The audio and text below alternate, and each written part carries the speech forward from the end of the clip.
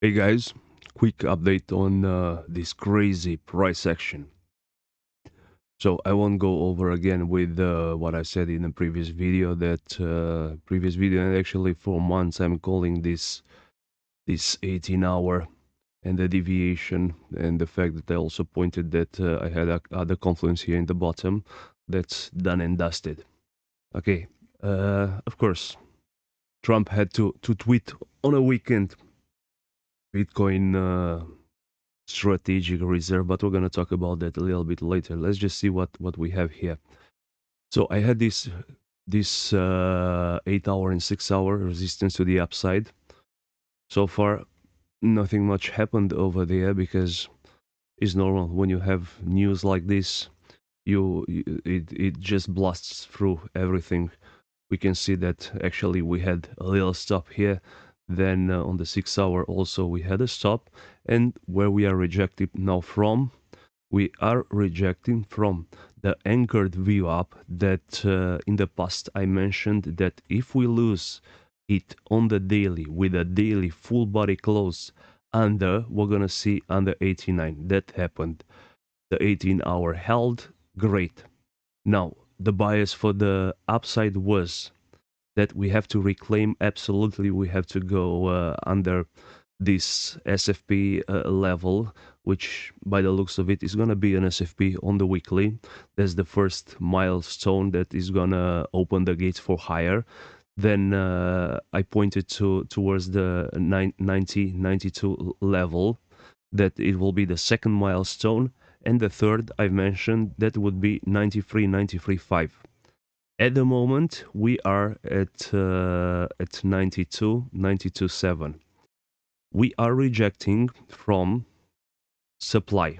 We are rejecting from supply actually the same anchor view up that we held as support now became resistance. Plus, over here, this is 2-day supply and overall the range that we held before breaking down. And if we didn't hit this candle over here, this doesn't mean that it did not hit supply and it is not a valid supply hit. When we have candles like this with previous candles in golds, this other one which is an inside candle and nonetheless supply, I marked the bottom of this one also. So supply hit, we reject from the anchor view up, which was support on the daily so many times. Now, what's the bias? If the news is for real, like I mean for real, it has to be because Trump tweeted. But let's see how this plays out. Maximum retrace, and to still consider it bullish, would be this 8 hour over here that I marked previously as resistance. This will be should be our support. Maybe it doesn't even come all the way here. Maybe it will play somewhere inside this other 6H that actually just right now acts as a breaker demand. And tomorrow will be key for New York. We'll see what happens and how the markets react and everything. But I bet you that if the traditional markets go down, it's not like Bitcoin is going to go to the moon no matter what Trump says. And on top of that, Bitcoin strategic reserve. What does that mean? It doesn't mean that Trump or the USA, with the economy that they have now, they are going to buy Bitcoin or they are going to put their money into ETH, ADA, XRP, or Sol. It just means that they are not going to sell what they have. And on top of that, if I'm not wrong, I should educate myself a little bit more and for myself. But from what I've seen in the past, what I read, they already there was a law in the Senate, in the Congress, and they didn't approve it.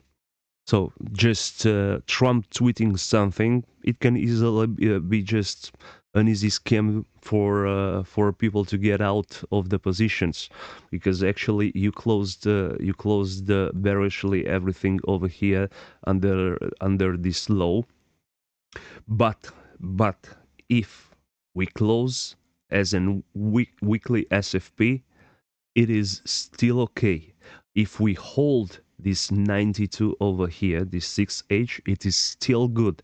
And if we manage to go above this high that we've just put in and spend a couple of days and reclaim the 93.5, and when I say to reclaim 93.5, it doesn't mean 5 minutes over it, but to have at least a couple of days and maybe a weekly. Oh, well, in that case, gates are opened for all of this and the targets that I presented earlier. So this 18-hour, nonetheless, 20% pump that Bitcoin did now, it is amazing. It is amazing, 21%, and we'll see what happens next. The other important thing, it is Ethereum. And on the previous video, I also talked about the Ethereum, about taking the lows 2,100, that it was taken on Coinbase and Binance Spot, which was good enough for me. But more than that, I gave a local setup, which was, if you didn't like catch the low or whatever, this one was shared in advance. This box over here presenting this naked point of control, the fact that we had here a one minute demand left in that week, and the third possibility would have been to take to SFP this low, which didn't happen. This held, golden pocket, retrace from here, go up. There was a supply demand over here on the 5 minutes, if I'm not wrong. Yeah, 5 minutes, perfect, and move up. So anybody that from yesterday took this setup, we are talking 17%. I will expect a retrace on Ethereum in the 2300. But pay attention again to ETH BTC, because this one is not bullish at all. Look where it's rejecting from. Let's see, because if Bitcoin retraces now and ETH loses this, it's gonna close with a lower low on the weekly once more.